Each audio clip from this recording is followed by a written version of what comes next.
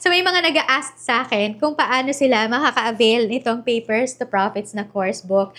Meron akong isang reels na nilabas or in-upload. Tapos yun, marami na nagtatanong sa amin kung paano ba sila makakabili nitong ating course book. Well, itong course book na to ay exclusive lang ito para dun sa mga Papers to Profits na students. So sila yung makakakuha ng course book natin. It's because this one ay comprehensive guide ito kung saan tuturuan kayo kung paano mag-setup ng home-based printing business. Tapos ito ay naka-align din sa mga video tutorials, video lessons na meron tayo inside the Papers to Profits course. So ito, tinuturo dito lahat-lahat na. So nandito na yung mga supplies, mga tools, materials na kailangan nyo para makapag-set up ng printing business.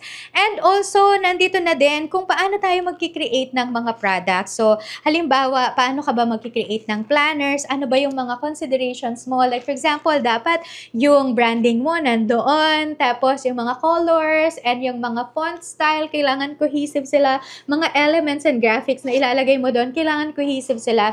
So, nandito na yan sa course book. Ituturo na din yan ng course book natin.